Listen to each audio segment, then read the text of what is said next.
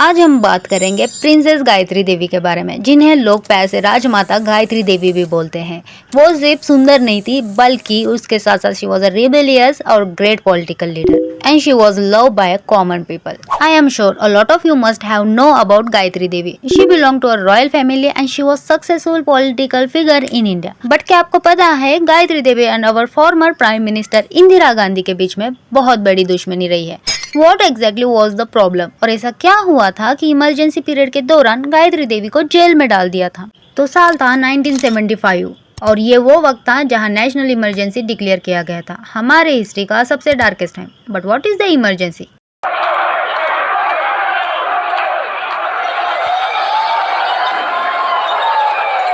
Emergency एक बहुत ही serious situation होती है किसी भी नेशन के लिए, जिसमें सिटीजन्स के फंडामेंटल राइट पर रिस्ट्रिक्शंस लगा दिए जाते हैं। अगर सीधे सीधे भाषा में बोलूं तो लोगों की आवाज को चुप कराना, लोगों से उनके हक छीनना, और उस टाइम पे मीडिया को भी कंट्रोल किया गया था और जो भी सरकार के खिलाफ बोलता उसे चुप करा दिया गया था। और ये इमरजेंसी कब डिक्लेयर होती है? जब देश की सिक्योरिटी को खतरा होता है, चाहे फिर वो वॉर की वजह से हो, एक्सटर्नल एग्रेशन की वजह से हो या इंटरनल डिस्टर्बेंस की वजह से हो। तो उस टाइम पे तो इसमें से कोई भी रीजन नहीं था। तो फिर इंदिरा गांधी ने इमरजेंसी डिक्लेयर क्यों किया? तो साल था 1971 के इलेक्शन में उन्होंने जीत हासिल की और देश की प्राइम मिनिस्टर बनी। लेकिन 1975 में इलाहाबाद हाई कोर्ट ने उन्हें इलेक्शन फ्रॉड का दोषी ठहराया और उन्हें पूरे 6 साल के लिए पॉलिटिक्स से बैन कर दिया गया। और पावर में बने रहने के लिए उनके पास सिर्फ एक ही ऑप्शन था और वो था इमरजेंसी लगाना। इस जजमेंट के सिर्फ एक दिन बाद ही वो अपने कैबिनेट मिनिस्टर से भी नहीं मिली और सीधा सीधा चली गई राष्ट्रपति फखरुद्दीन अली अहमद के पास। बिना किसी मेजर कंसल्टेशन के, बिना किसी सवाल जवाब के उन्होंने इमरजेंसी को अप्रूव कर दिया और इसके बाद शुरू हुआ 21 महीने का ऑटोक्रेटिक डिक्टेटरशिप, जहां हजारों लोगों को गिरफ्तार किया गया। एंड इसी वक्त 1975 में गायत्री देवी, जिन्हें लोग प्यार से राजमाता गायत्री देवी भी बुलाते थे, उन्हें भी गिरफ्तार करके तिहाड़ जेल में भेज दिया गया, जहां उन्होंने अपनी जिंदगी के अगले 6 महीने बिताए।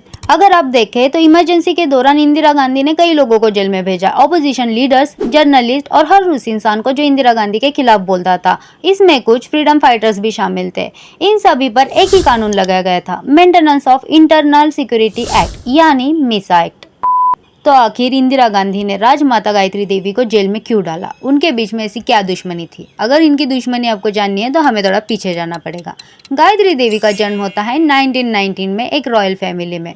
वो महाराजा जितेंद्र नारायण और इंदिरा देवी की बेटी थी, जो वेस्ट बंगाल के कुछ बिहार के रूलर्स थे। नेचुरली वो एक प्रिंसेस थी, इसलिए उनका बचपन काफी लग्जरियस एंड प्रिविलेजियस था। उनकी मुलाकात महाराज सवाई मानसिंह सेकंड ऑफ जयपुर से तब हुई थी जब वो सिर्फ 12 साल की थी और 18 साल की उम्र में उन्होंने उनसे शादी कर ली। इस तरह से वो जयपुर की महारानी बन गई, मानसिंह की तीसरी पत्नी के रूप में। गायत्री देवी एक रेबेलियस और इंडिपेंडेंट सोच वाली महिला थी। रॉयल फैमिली के काफी फॉर्मेलिटीज को फॉलो करने के बावजूद उन्होंने पर्दा जैसे स्ट्रिक्ट रूल्स को मानने से इनकार कर दिया, जो उस समय राजघरानों में काफी कॉमन था। गायत्री देवी अपनी खूबसूरती के लिए और फैशन सेंस के लिए काफी मशहूर थी। एक मैगजीन ने उन्हें दुनिया के 10 सबसे खूबसूरत औरतों में शामिल किया था, लेकिन उन्होंने अपनी जिंदगी से ये प्रूफ किया है कि वो सिर्फ खूबसूरत नहीं, लेकिन एक ग्रेट लीडर भी थी। तो साल था 1962 में गायत्री देवी ने जयपुर से लोकसभा इलेक्शन लड़ा और वो 78% वोट के मैसिव मार्जिन से जीती। वो उस समय का वर्ल्ड रिकॉर्ड था। उन्होंने स्वतंत्र पार्टी के टिकट पर इलेक्शन जीता, जो राजगोपालाचारी ने बनाई थी, और वो उस समय पे कांग्रेस की मुख्य ऑपोजिशन पार्टी थी। तो आखिर प्रॉब्लम क्या थी गायत्री देवी और इंदिरा गांधी के बीच में? असल में इंदिरा गांधी और गायत्री देवी एक दूसरे को बचपन से जानते थे। दोनों ने शांति निकेतन वेस्ट बंगाल के पाठ भवन स्कूल में एक साथ पढ़ाई की है, जो रविंद्रनाथ टैगोर ने बनाया था। वहीं से इंदिरा गांधी को गायत्री देवी से पर्सनल इश्यूज थे। कहा जाता है कि इंदिरा को गायत्री देवी की ब्यूटी और उनका रॉयल लाइफस्टाइल बिल्कुल पसंद नहीं था। उन्हें लगता था कि गायत्री देवी अपनी खूबसूरती और शान शौकत का दिखावा करती है। खुशांत सिंह, जो एक मशहूर लेखक, पत्रकार और राजनेता थे, उन्होंने लिखा था कि Indira Gandhi could not digest a woman more good looking than herself. Parliament में उन्होंने गायत्री देवी को बीच और ग्लास डॉल कहकर अपमानित किया था। द इंडिपेंडेंट के एक रिपोर्टर के हिसाब से पार्लियामेंट में गायत्री देवी की प्रेजेंस ही इंदिरा गांधी के लिए इरिटेशन थी। वो उनकी रॉयल बैकग्राउंड और पब्लिक पॉपुलैरिटी से जेलस थी। 1962 के मैसिव विक्ट्री के बाद सबको लगने लगा था कि गायत्री देवी एक स्ट्रॉन्ग पॉलिटिकल फिगर बनेगी। तो 1965 में उस वक्त के प्राइम मिनिस्टर लाल बहादुर शास्त्री ने उन्हें कांग्रेस ज्वाइन करने के लिए इनवाइट किया था, लेकिन गायत्री देवी ने ये ऑफर डिक्लाइन कर दिया क्योंकि उन्होंने इलेक्शन ही एंटी कांग्रेस एजेंडा के साथ लड़ा था। साल 1971 में एक लंबी लीगल फाइट के बाद प्रिवी पर्सेस को ऑफिशियली खत्म कर दिया गया। प्रिवी पर्सेस एक एग्रीमेंट था जो इंडिपेंडेंस के समय प्रिंसली स्टेट और इंडियन गवर्नमेंट के बीच में हुआ था, जिसमें यह तय हुआ था कि अगर राजवाड़े भारत का हिस्सा बनने के लिए राजी होते हैं तो उन्हें हर साल एक फिक्स अमाउंट दिया जाएगा। और इस डिसीजन का असर गायत्री देवी के परिवार पर भी पड़ा, क्योंकि वो भी एक रॉयल फैमिली से थी। साल 1975 में जब इमरजेंसी डिक्लेयर हुई तो अपोजिशन लीडर्स, जर्नलिस्ट और जितने भी लोग इंदिरा गांधी के खिलाफ थे उन सबको सिस्टमैटिकली टारगेट करके अरेस्ट किया जा रहा था। उस वक्त गायत्री देवी मुंबई में मेडिकल ट्रीटमेंट के लिए थी। उन्हें बताया गया था कि जैसे ही उनका इलाज कंप्लीट हो जाएगा उन्हें किसी भी वक्त अरेस्ट किया जा सकता है। जब वो दिल्ली वापस आई और लोकसभा गई तो उन्होंने देखा कि ऑपोजिशन बेंचेस बिल्कुल खाली थे। सभी ऑपोजिशन मेंबर्स को जेल में डाल दिया गया था। इसी दौरान उनके घर पर भी इनकम टैक्स रेड हुई और उन्हें कथित रूप से अनडिक्लेयर गोल्ड और प्रॉपर्टी के चार्जेस में अरेस्ट कर लिया गया। और गायत्री देवी की खास बात यह है कि उन्होंने जेल में रहते हुए चुपचाप बैठने का फैसला नहीं किया। जेल में एक जुवेनाइल वार्ड भी था जहां नाबालिग अपराधियों को रखा जाता था। गायत्री देवी ने उनके लिए टेक्स्ट बुक का इंतजाम किया और वो खुद उन बच्चों को पढ़ाना शुरू किया।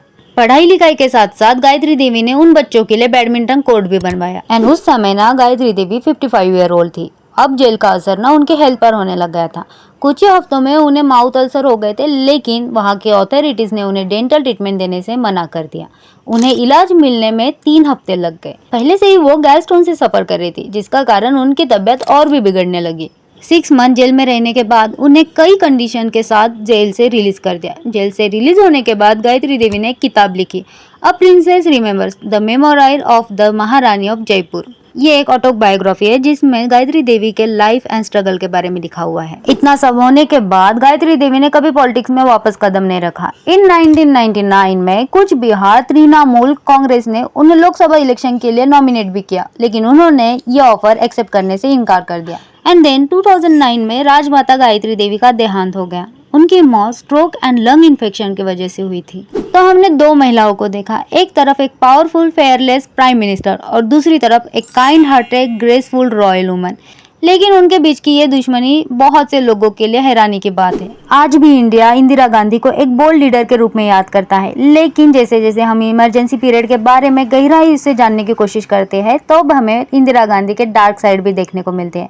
लेकिन राजमाता गायत्री देवी की कहानी उन लोगों में से एक है जो इमरजेंसी के दौरान अरेस्ट हुए थे, जिनमें से कई लोगों की कहानियां शायद कभी सामने ना आए। तो ये थी राजमाता गायत्री देवी की स्टोरी। आप लोगों को ये स्टोरी कैसी लगी मुझे कमेंट सेक्शन में बताना। और आपको ऐसे ही स्टोरी सुनना पसंद है तो मेरे चैनल को सब्सक्राइब करना और बेल आइकन को क्लिक करना, ताकि जब भी मैं वीडियो डालूँ वो आप तक पहुँचे।